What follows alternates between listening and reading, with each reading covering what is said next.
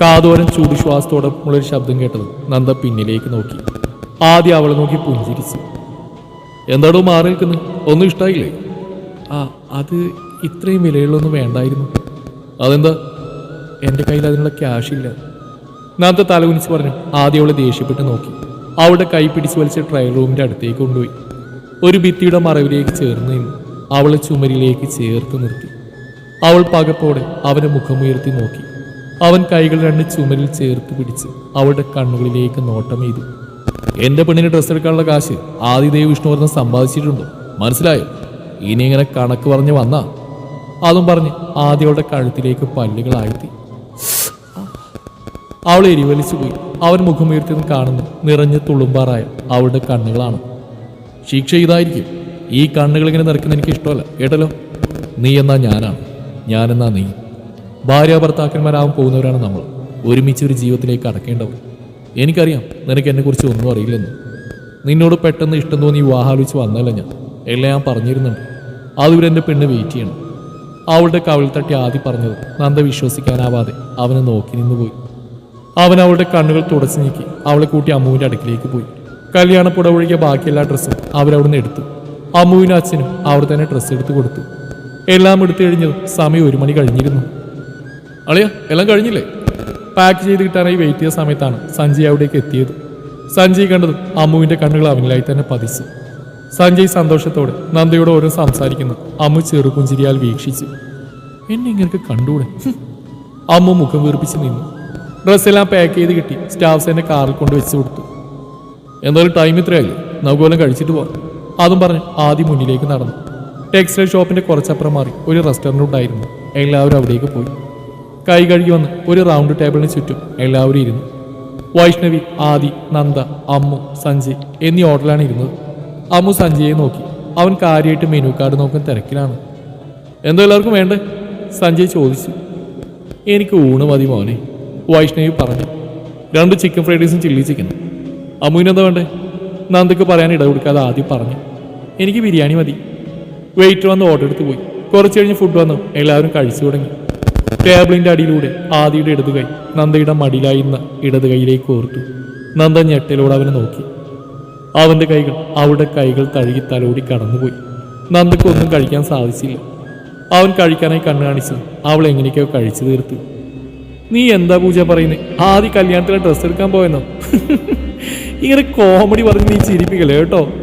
Phone കോളിൽ കൂടെ മറുവശത്ത് പ്രീതിയുടെ ചിരി മുഴങ്ങി കേട്ടു. ഞാൻ തമാശ പറഞ്ഞുള്ള പ്രീതി, സത്യ. ആദ്യം വൈഷ്ണവി ആൻറ്റി ആ പെണ്ണും കൂടിയാ ഡ്രസ്സ് എടുക്കാൻ പോയേക്കുന്നത്. അപ്പൊ അവൾ പിന്മാറിയില്ല അല്ലേ? അങ്ങനെ വരേണ്ടതല്ലല്ലോ.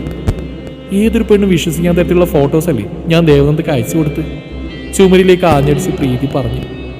നീ എന്താ പ്രീതി ചെയ്ത്? എന്നോട് പറ, ഏത് ഫോട്ടോസ്? എനിക്കൊന്നും മനസ്സിലാവുന്നില്ല. ആ പ്രിയ സത്യമൂർത്തിയില്ലേ, അവൾ ആദ്യം നമ്മളുടെ ഫേക്ക് ഫോട്ടോസ് ക്രിയേറ്റ് ചെയ്ത് ഞാൻ ദേവനന്ദക്ക് അയച്ചു കൊടുത്തു. അതുകൊണ്ട് യുവാത്തിൽ നിന്ന് അവൾ പിന്മാറുന്നു കരുതി. എന്നാലും ആ പെണ്ണ് എന്തുകൊണ്ട് പിന്മാറിയില്ല? പ്രീതി, ഇതെങ്ങാനും ആദ്യം അറിഞ്ഞുള്ള അവസ്ഥ എനിക്ക് ആലോചിക്കാൻ വയ്യ, പൂജ ഭയത്തോടെ പറഞ്ഞു. ഇതിന് പിന്നിൽ ഒരിക്കലും ഞാനാണെന്ന് അവൻ അറിയില്ല. അവള് പിന്മാറിയില്ല അല്ലേ? ഞാൻ നാട്ടിലേക്ക് വരിക ഉടൻ തന്നെ. അങ്ങനെ അവരെ ഒന്നിപ്പിക്കാൻ എനിക്കാവില്ല. എനിക്ക് വേണവൻ. അവൻ്റെ താലി എൻ്റെ കഴുത്തിലല്ലാതെ വേറൊരു പെണ്ണിൻ്റെ കഴുത്തിൽ വീഴാൻ ഞാൻ അനുവദിക്കില്ല. അതും പറഞ്ഞ് ദേഷ്യത്തോടെ അവൾ ഫോൺ കട്ട് ചെയ്തു. ഫുഡ് കഴിച്ച് റെസ്റ്റോറൻറ്റിൽ നിന്ന് ഇറങ്ങാൻ നേരമാണ് ഒരു പെണ്ണ് വന്ന് ആദ്യം പെട്ടെന്ന് കെട്ടിപ്പുണർന്നത്. നന്ദ ഞെട്ടലോടെ ആദ്യം നോക്കി. ആദ്യം പെട്ടെന്ന് ആ പെൺകുട്ടിയിൽ നിന്ന് പിന്മാറി. ആളെ നോക്കിയതും അവൻ അതിശയിച്ചു പോയി. നന്ദ കുശുമ്പൂത്തിയ മുഖത്തോടെ അവരെ നോക്കി നിന്നു. ആദി സർപ്രൈസ് ആയി പോയല്ലോ, അവൾ സന്തോഷപൂർവ്വം പറഞ്ഞു. നീ എപ്പത്തിയിട് നാട്ടില്? 2 ദിവസം ആയതേ ഉള്ളൂ. ആരടി ഈ പെണ്ണ്? അമ്മു നന്ദയുടെ ചെവിയിലായി ചോദിച്ചു. എനിക്കെങ്ങനെ അറിയാൻ? നന്ദ പിറുവിറുത്തു. നീ നോക്കോലി, ഞാനിവിടെ ഉണ്ട്. നിനക്ക് അവനെ മാത്രമേ കണ്ടുപിടിക്കുള്ളൂ? സഞ്ജയ് അവിടെ അടുക്കളയ്ക്ക് വന്ന് ചോദിച്ചു. ഓ സോറിടാ, ഞാൻ ശ്രദ്ധിച്ചില്ല. How are you? Sanjay hug ചെയ്തവൾ ചോദിച്ചു. Fine D. ആഹാ, എല്ലാവരും ഉണ്ടല്ലോ. ആനിക്കെന്നെ മനസ്സിലായോ? വൈഷ്ണവിയുടെ നേരെ തിരിഞ്ഞവൾ ചോദിച്ചു. വൃന്ദമോളല്ലേ? സുഖാണ് മോളെ, കുറെ നാളായല്ലോ കണ്ടിട്ട്. ആ സുഖ ആൻറ്റി, ഞാൻ ഹസ്ബൻഡ് കൂടെ കാനഡയിലായിരുന്നു. ഹോ ഭാഗ്യം, കിട്ടിയതാ. അമ്മു നന്ദയുടെ നേർക്ക് തിരിഞ്ഞ് പതുക്കെ പറഞ്ഞു. ഇതൊക്കെ ആരാടാ? ആദിയുടെ കയ്യിലേക്ക് കൈ ചുറ്റിയവൾ ചോദിച്ചു. നന്ദയുടെ നോട്ടം അവരുടെ കൈകളിലേക്കായിരുന്നു. അത് മനസ്സിലാക്കി ആദി കൈയെടുത്ത് മാറ്റി നന്ദയുടെ തോളോട് ചേർത്ത് പിടിച്ച് പറഞ്ഞു. She's my fiancee. Devananda. And her friend Amrita. ഞങ്ങൾ വെഡിങ് പർച്ചേസിന് ഇറങ്ങിയതാ. വാട്ട്? കല്യാണോ? വൃന്ദ ഞെട്ടലോട് ചോദിച്ചു. അതിനാദ്യം പുൻസിരിയോടൊന്ന് മൂളി. എനിക്ക് വിശ്വസിക്കാൻ വയ്യ. അതെന്താടി, അവൻ സന്യസിക്കാൻ പോകണമെന്ന് വിചാരിച്ചോ? സഞ്ജയ് പുച്ഛത്തോട് ചോദിച്ചു. പിന്നല്ലാണ്ട് കോളേജിൽ ഈ ഞാനിടയ്ക്ക് എത്ര പെൺപിള്ളേര് പുറകെ ഇടന്ന, എന്നിട്ട് ഇപ്പൊ കല്യാണമെന്ന് പറഞ്ഞ. Oh Devananda, you are so lucky. നന്ദയുടെ കൈ പിടിച്ചവൾ പറഞ്ഞത് നന്ദ പുഞ്ചിരിച്ചു. നിന്റെ കാണാൻ വന്നില്ലടി നാട്ടിലേക്ക്? സഞ്ജയ് ചോദിച്ചു. അവന് ലീവ് ഇട്ടില്ല. അമ്മക്ക് വയ്യാത്തോണ്ട് ഞാൻ പെട്ടെന്ന് പോന്ന. എനിക്ക് ശരിയാണ്, പിന്നെ കാണാം. ഓടി കല്യാണത്തിന് വരണം. ഈ വരുന്ന ഒക്ടോബർ 25 മാരേജ്. ഞാൻ വീട്ടിലേക്ക് വരുന്നുണ്ട്. ഷുവർ ഡാ. എല്ലാവരോടും യാത്ര പറഞ്ഞവൾ പോയി. സഞ്ജയ് തിരിച്ച് ടെക്സ്റ്റൈൽസിലേക്ക് പോയി. ആദ്യം തന്നെ നന്ദയെ അമ്മുനെയും വീട്ടിൽ കൊണ്ടാക്കി. ദിവസങ്ങൾ കടന്നുപോയി. ഇന്നാണ് ആദിയുടെയും നന്ദയുടെ എൻഗേജ്മെന്റ് നന്ദയുടെ വീട്ടിൽ വെച്ചും കല്യാണം ഗ്രാൻഡായി AV ഓഡിറ്റോറിയത്തിൽ വെച്ച് നടത്താനാണ് തീരുമാനിച്ചത്. രാവിലെ അമ്മു നന്ദയുടെ വീട്ടിലെത്തി. അമ്മുവാണ് നന്ദയെ ഒരുക്കിയത്. പീച്ച് പിങ്ക് കളർ എംബ്രോയിഡറി ലഹങ്കയാണ് ആദ്യം നന്ദക്ക് വാങ്ങി നൽകിയത്. അതിന് മാച്ചായ ആഭരണങ്ങളും ആദ്യം വാങ്ങിയിരുന്നു. ഇടത്തെ കയ്യിൽ സ്റ്റോൺ വർക്ക് വരുന്ന 2 വളകളിട്ടു. ലൈറ്റ് മേക്കപ്പ് ആയിരുന്നു. എല്ലാം കഴിഞ്ഞ് അണിഞ്ഞൊരുങ്ങിയ നന്ദയെ കാണാൻ അതിസുന്ദരിയായിരുന്നു. എന്റെ നന്ദൂസെ, എന്നെ മൊഞ്ചാടി നിനക്ക്. ഇന്ന് ഡോക്ടർ കൈലാസം വീട്ടിലേക്ക് കൊണ്ടുവന്ന എനിക്ക് തോന്നുന്നു. ആരും കണ്ണുവെക്കണ്ട. 2 കൈ മുഴിഞ്ഞ് തലയിൽ ചേർത്ത് ഞൊട്ടയിട്ട് അമ്മു പറഞ്ഞു. പോ പെണ്ണെ, കളിയാക്കാണ്ട് നീ തന്നെ നോക്ക്. അതും പറഞ്ഞ നന്ദെ അമ്മു കണ്ണാടിയുടെ മുമ്പിലായി നിർത്തി. അമ്മു, ഇത് കുറച്ച് ഓവറല്ലേടി? ചുണ്ടിൽ ലൈറ്റായിട്ടേക്കുന്ന ലിപ്സ്റ്റിക് ചൂണ്ടിക്കാട്ടി നന്ദു പറഞ്ഞു. ഡി പൊട്ടി, മിണ്ടാണ്ടിരുന്നോ, ഒന്നും ഓവറല്ല. അപ്പോഴാണ് സരോജിനി ചേച്ചി അവിടേക്ക് വന്നു. ചേച്ചി എങ്ങനെയുണ്ട്, സൂപ്പറായിട്ടില്ലേ? അമ്മു നന്ദയെ ചേച്ചിയുടെ നേർക്ക് പിടിച്ചിരുത്തി ചോദിച്ചു. നന്നായിട്ടുണ്ട് മോളെ. അതാണ്, ഈ അമൃത കൈവച്ചതൊന്നും മോശമാവാതിരിക്കില്ല, അമ്മു വലിയ ഗമിൽ പറഞ്ഞു. ഓ പിന്നെ മേക്കപ്പ് ഇല്ലെങ്കിൽ എന്റെ നന്ദമോള് സുന്ദരിയാ. സരോജിനി. ആദിയുടെ വീട്ടിൽ നിന്ന് എല്ലാവരും എത്തിച്ചേർന്നു. മോഹനും സരോജിനിയുടെ ഭർത്താവ് സതീഷിനും അവരകത്തേക്ക് സ്വീകരിച്ചു. പിങ്ക് കളർ ഷെർവാണിയായിരുന്നു ആദിയുടെ വേഷം. ആ വേഷത്തിൽ ആദി സുന്ദരനായിരുന്നു. കാറിൽ നിന്നിറങ്ങിയ രോഹിണി വീടും ചുറ്റുപാടും ഫുൾ വീക്ഷിച്ച് പുച്ഛത്തോടെ ചിരിച്ചു. ഇതാണോ പെണ്ണിന്റെ വീട്? കഷ്ടം തന്നെ. ഈ ആദി എന്ത് കണ്ടിട്ടാണ് എന്തോ ഈ വിവാഹത്തിന് സമ്മതിച്ചേ? അടുത്തിരുന്ന പൂജയോടായി രോഹിണി പറഞ്ഞു. പൂജ അവർക്ക് മറുപടി നൽകാതെ മുന്നിലേക്ക് നടന്നു. പ്രീതി എന്തൊക്കെ കാട്ടിക്കൂട്ടി എന്ന പേടിയിലായിരുന്നു പൂജ. സമയമായതും അമ്മു നന്ദയെ ഹാളിലേക്ക് കൊണ്ടുവന്നു. നന്ദയെ ആ വേഷത്തിൽ കണ്ടതും ആദിയുടെ കണ്ണുകൾ വികസിച്ചു. തല കുനിച്ചേർന്ന് വരുന്ന തന്റെ പെണ്ണിൽ അവൻ മതിമറന്ന് നോക്കി നിന്ന് പോയി. എന്നാ ഭംഗിയായി പെണ്ണിന്, ചുമ്മാതല്ല അവൻ ഇവളെ തന്നെ വേണമെന്ന് പറഞ്ഞു. നന്ദയെ കണ്ടത് രോഹിണി അടുത്തുനിന്നവരുടെ ഭർത്താവിനോട് പറഞ്ഞു. അതിന് അയാളൊന്ന് മൂളി.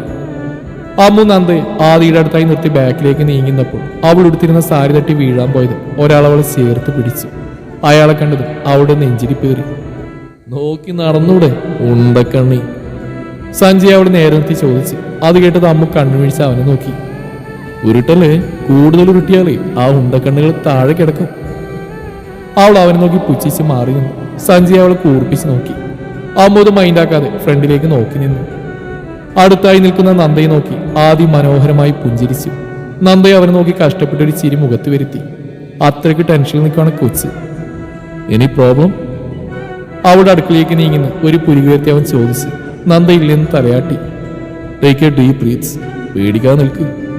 അതിന് നന്ദ അവൻ നോക്കി തലയാട്ടി ഒരു ദീർഘശ്വാസം എടുത്തു. സമയമായതും മുതിർന്നവർ തമ്മിൽ ജാഥ കൈമാറ്റം നടന്നു. മോതിരം കൈമാറാൻ പറഞ്ഞത് ആദിയുടെ പേര് കൊത്തിയ പ്ലാറ്റിനം റിങ് അവൻ കൈകളിലേക്ക് എടുത്തു. നന്ദ വലതുകരം അവന് നേരെ നീട്ടി. അവൻ പുൻസിരിയോടെ അവളുടെ കൈ പിടിച്ച് മോതിരവിലേക്ക് മോതിരം വിട്ടുകൊടുത്തു. ശേഷം അവളുടെ കൈ പിടിച്ച് അവൻ അമർത്തി മുത്തി. തന്റെ ശരീരത്തിലൂടെ ഒരു മിന്നൽ പിണർ പാഞ്ഞു പോകുന്ന പോലെ അവൾ വിറച്ചു. അവളുടെ വിറയൽ മനസ്സിലാക്കി അവൻ അവളെ കണ്ണിറുക്കി കാണിച്ചു. നന്ദ വിറക്കുന്ന കൈകളാൽ അവളുടെ പേര് കുത്തിയ മോതിരം എടുത്ത് ആദിയുടെ കൈകളിലേക്ക് അണിയിച്ചു. ശേഷം വൈഷ്ണവി നന്ദയുടെ കയ്യിൽ വളയണിച്ചു കൊടുത്തു. ചടങ്ങുകളെല്ലാം കഴിഞ്ഞു ഫോട്ടോഷൂട്ട് തുടങ്ങി. ഡി നന്ദ. ഫോട്ടോഷൂട്ട് കഴിഞ്ഞ് തളന്നൂരെടുത്ത് നിൽക്കുന്ന നന്ദയുടെ അടുത്തായി വന്ന് അമ്മ വിളിച്ചു. ഒരു ഫോൺ വന്ന് മാറിയെന്നായിരുന്നു ആദ്യം. എന്താടി? ഡി ആ പൂജാമേമല്ലേ ദോ അവിടെ നിൽക്കുന്നേ? വീണ്ടും പുറത്തായി ആരോട് സംസാരിക്കുന്ന ഒരാളെ ചൂണ്ടി അമ്മ ചോദിച്ചു. മേമാണല്ലോ അത്. ആ ഒരു ഡോക്ടറിന്റെ ബന്ധുവല്ലേ, അന്ന് പറഞ്ഞ ഓർമ്മയില്ലേ? ഓ ശരിയാ, വാ അവരടുത്ത് പോയി 2 വർത്താനം പറയാം. ഞാൻ അവരൊന്ന് കാണാതിരിക്കായിരുന്നു. വേണ്ട അമ്മ, ഒരു പ്രശ്നത്തിന് പോകണ്ട. ഇങ്ങോട്ട് വാ പെണ്ണെ, അവരെങ്ങനെ വെറുതെ ഇടാൻ പറ്റില്ല. നന്ദയുടെ കൈ പിടിച്ച് അവർ പൂജയുടെ അരികിലേക്ക് പോയി. Good morning ma'am. നീട്ടിയുള്ള കളിയാക്കിയ രീതിയിലുള്ള ശബ്ദം കേട്ട് പൂജ ഫോൺ കട്ട് ചെയ്ത് തിരിഞ്ഞു നോക്കി. ഞങ്ങളെ മനസ്സിലായ മാമിന്. ഞാൻ അമൃത, ഇത് ദേവനന്ദ. മാമിന് സുഖാണോ? പുതിയ ജോലി വല്ല ആയോ മാം? ജോലി ആയില്ലെങ്കിൽ ദേ ഇവളോട് പറഞ്ഞാൽ മതി മാം. ആദിദേവ് വിഷ്ണുവർദ്ധന്റെ ഭാവി ഭാര്യ. എന്നാലും മാമിന്റെ ഒരു അവസ്ഥ നോക്കിക്കേ നന്ദ, കഷ്ടം തന്നെയല്ലേ. താടി കൈ കൊടുത്ത് അമ്മു വിഷമത്തോടെ പറഞ്ഞു. നന്ദ എന്ത് ചെയ്യണമെന്നറിയാതെ പരിഭ്രമിച്ച് പകച്ചു നിന്നു.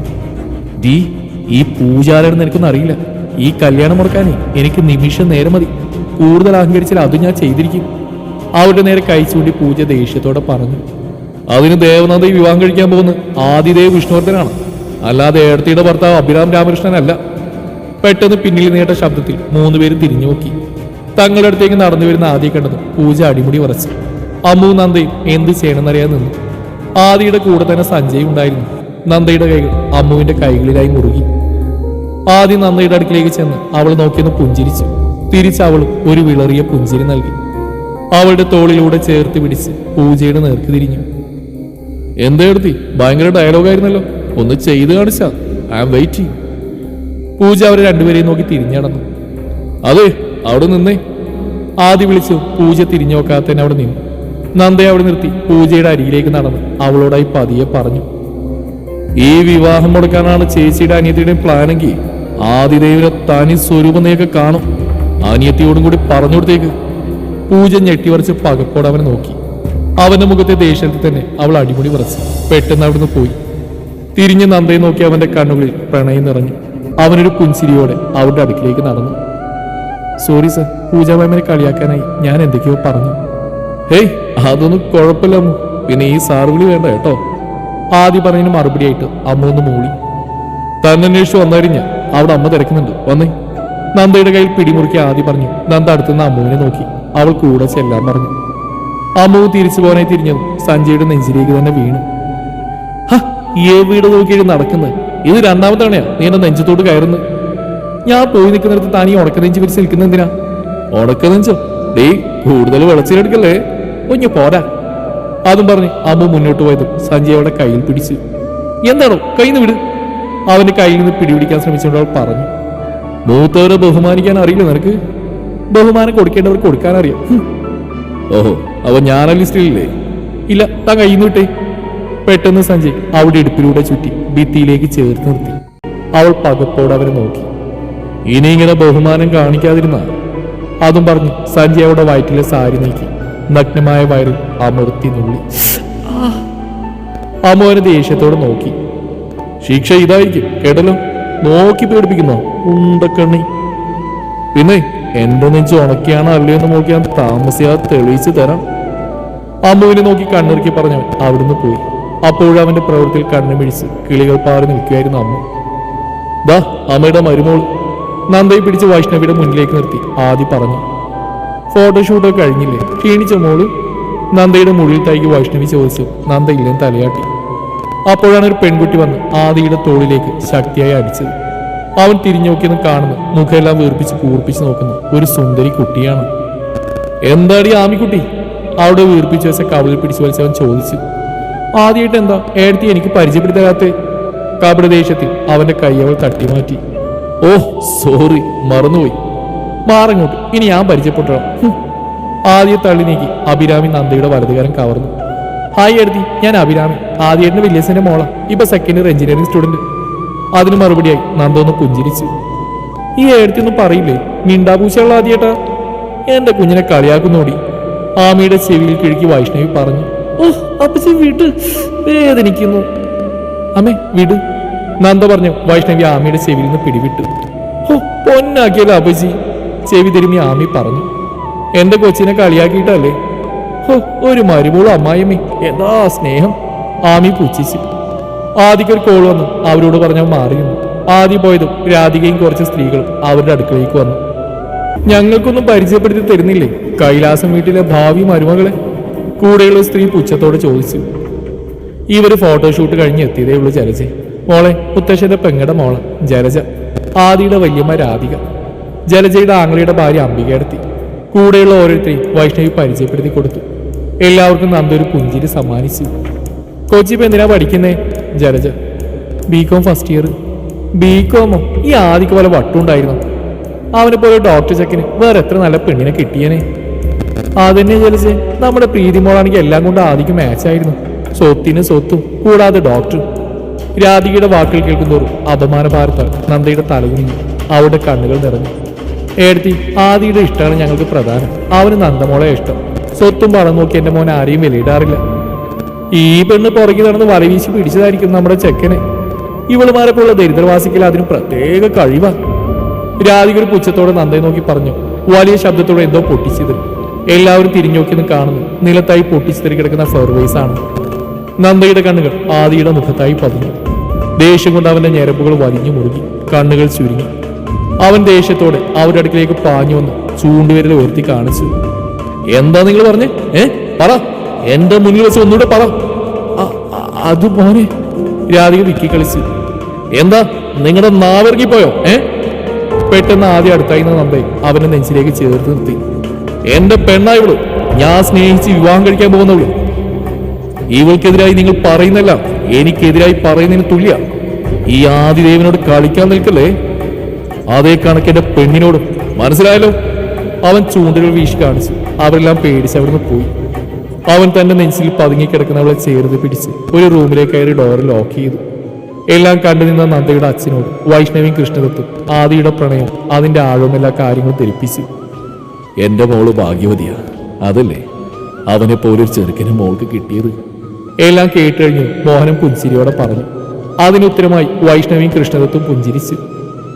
ഇച്ചിരി ദേഷ്യം കൂടുതലാണെന്നേ ഉള്ളൂ. ഇന്നിവിടെ സംഭവിച്ചതിനൊക്കെ ഞാൻ ക്ഷമ ചോദിക്കുക. അതൊന്നും കുഴപ്പമില്ലടോ, കൃഷ്ണദത്ത് പറഞ്ഞു. മോഹൻ മറുപടി നൽകി. തന്റെ നെഞ്ചിലായി പൂച്ചക്കുട്ടിയെ പോലെ ചേർന്നിരിക്കുന്നവരുടെ മുഖം പിടിച്ചുയർത്തി ആദ്യം അവളുടെ കണ്ണുനീർ തുടച്ചു നീക്കി. പെട്ടെന്ന് അവൾ അവന്റെ കൈ തട്ടിമാറ്റി മാറി നിന്നു. എന്താ മോളെ? അവിടെ ഒഴിഞ്ഞ മാറ്റത്തിലൊരു പകപ്പോടെ ആദി ചോദിച്ചു. അവര് പറഞ്ഞൊക്കെ ശരിയല്ലേ? ഡോക്ടർ എന്നെക്കാൾ നല്ലൊരു പെണ്ണിന് കിട്ടും. ഞാൻ ചേരില്ല, എനിക്കതിനുള്ള അർഹതയില്ല. അവൾ കരച്ചിലോടെ പറഞ്ഞിരുന്നു. അവൻ അവൾ ഇടുപ്പിലൂടെ ചേർത്ത് പിടിച്ച് ഭിത്തിയിലേക്ക് ചേർത്തു. പിന്നീട് അവളിലേക്ക് അമർന്നു നിന്നു. അവനെ തള്ളി മാറ്റാൻ ശ്രമിച്ച അവളുടെ രണ്ട് കൈയും അവൻ തടഞ്ഞു പിടിച്ചു. അവളുടെ കണ്ണുകളിലേക്ക് നോക്കി.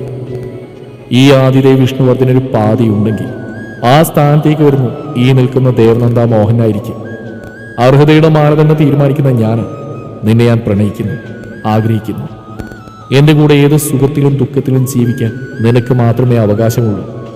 സമ്പത്ത് ഒന്നിനൊരു അടിസ്ഥാനമല്ല, അത് വരും പോവും. അത് മനസ്സിൽ വെച്ച് എന്റെ മോള് വലിയ ഡയലോഗൊന്നും അടിക്കണ്ട കേട്ടല്ലോ. നിന്നോടുള്ള എന്റെ പ്രണയം തുടങ്ങിയത് ഇന്നും ഇന്നലെയൊന്നുമല്ല, വർഷങ്ങളായി നീ എന്റെ മനസ്സിൽ കയറിയിട്ടു. എല്ലാം ഞാൻ പറഞ്ഞിരുന്നുണ്ട് സമയമാവുമ്പോൾ. പിന്നെ വല്ലവരുടെയും വാക്കിയിട്ട് ഇങ്ങനെ കരഞ്ഞ് നിലവിളിച്ചെന്നാൽ എന്റെ മോള് ശിക്ഷ അനുഭവിക്കേണ്ടി വരും. ആദിയുടെ ഓരോ വാക്കുകളും ഞെട്ടലോടെയാണ് അവൾ കേട്ടത്. തന്നെ ഡോക്ടർ പ്രണയിച്ചു തുടങ്ങിയിട്ട് വർഷങ്ങളായിരുന്നു മനസ്സിലായി നന്ദ ചിന്തിച്ച്. ശിക്ഷ പറയട്ടെ? ആദി കൂറുമ്പോട് അവളുടെ ചെവിയിലേക്ക് ചുണ്ടുകൾ അടുപ്പിച്ച് പറഞ്ഞു. അവന്റെ ചുണ്ടുകൾ അവളുടെ ചെവിത്തുമ്പിൽ തട്ടിയതും നന്ദൊന്ന് വിറച്ചു. പറയട്ടെ? ചുണ്ടുകൾ ഒന്നുകൂടി അവിടെ അമർന്നു. അവൾ വെറുതെ ഒന്ന് മൂളി. പെട്ടെന്നാണ് അവന്റെ ശിക്ഷാരീതി അവൾക്ക് ഓർമ്മ വന്നു. അവൾ പിടഞ്ഞു മാറാൻ ശ്രമിച്ചു. എന്തേ? ഒന്നുമില്ല. എങ്കിൽ അടങ്ങി നിൽക്ക. അവളെ ഒന്നുകൂടി അമർത്തി പിടിച്ചത്. എന്തേ, മറ്റേ ശിക്ഷ ഓർമ്മ വന്നോ?